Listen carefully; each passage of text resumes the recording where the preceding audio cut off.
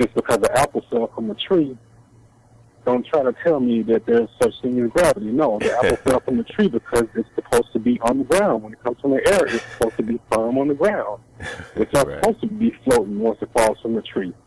I mean, density can easily give you some answers. A simple thing called density, something being more dense than something else, matter, whatever you want to call it. So an apple being more dense than the air itself will account for the apple being heavier than the air falling, based on density alone. I mean, you don't need gravity. You only need gravity if you want to say that tons and millions of tons of water is being formed into a perfect ball while it's spinning at 1,000 miles per hour with no splashes, while it's traveling at 70,000 miles per hour, hurling through space. Impossible. And it's just flat and still and nice little ponds, and yet all this heavy, this enormous gravity that's keeping this water into a perfect ball. Although you never seen water curve into a perfect ball with your own two eyes, you believe it based on paintings and Photoshop images. You believe it with all your heart, this magic god of gravity.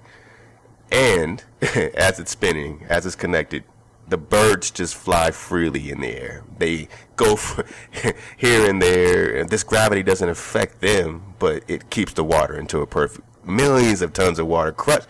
This gravity would crush. Gravity can't be choosy, okay? Gravity doesn't say, I'm going to have all this effect on millions of tons of water, but the birds can just do whatever they want to do.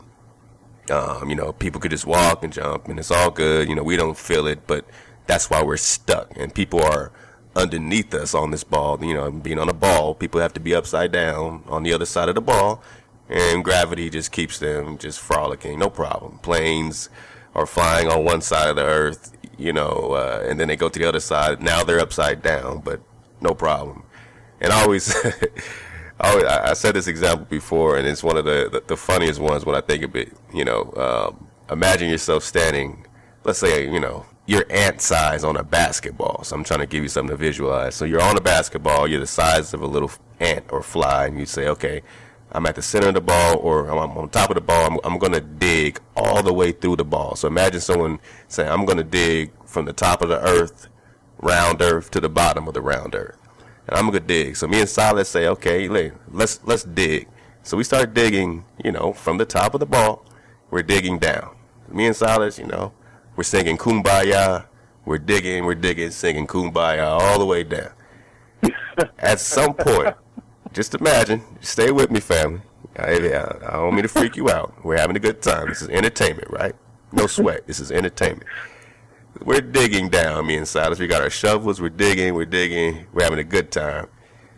At some point, when we get to the other side, right, we're going to dig all the way through. So when we finally make it to the other through, are we still digging down?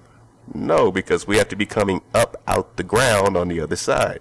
At some point, we had a conscious shift and decided to start digging up, to be able to dig up out the ground on the other side of the ball, because surely we can't come out feet first, right?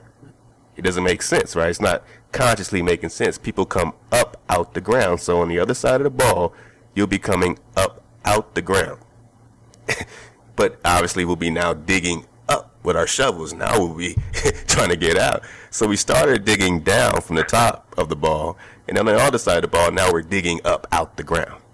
So what, did me and my brother Silas have some type of center of gravity conscious shift and say, let's start digging up now. We have to get up the other side of the ball.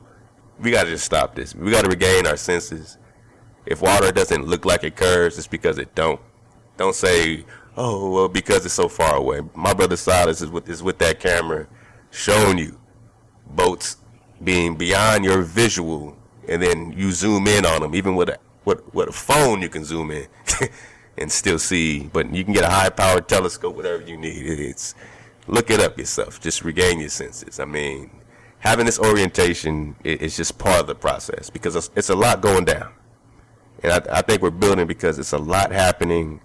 We did a show on false flags that was incredible, breaking down a lot of these so-called, events in San Bernardino, all over the place, and what they're really trying to do. Obviously, every time that happens, Obama comes out and says gun control.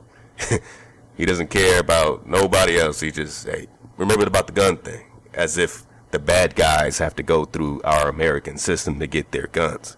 I think bad guys just get guns. They don't sign up for them and go to gun stores. You know what I'm saying? But you, the citizen, should give up your gun at a time when they're declaring the terror alert way high about this domestic terror alert thing, at a time when you are in the most the most vulnerable because of their own terror alert system. You should give up your right to bear arms. I mean, if that doesn't wake you up, if that's not backwards when, you know, you think about who's running things. But we're getting into these stories and these we have to be grounded, y'all. We got to stop spinning, honestly. I'm pleading with you to stop spinning. Because the minute you get your orientation, the Most High doesn't have to give you some type of crazy gravity story. And I mean, you don't think he would write that in on some tablet about you traveling at 70,000 miles per hour and spinning? At some point he would say, I created the heaven and earth, and I spun you hella fast. I mean, you know, circle, ball, you know, it gets crazy. We got to just get our orientation back.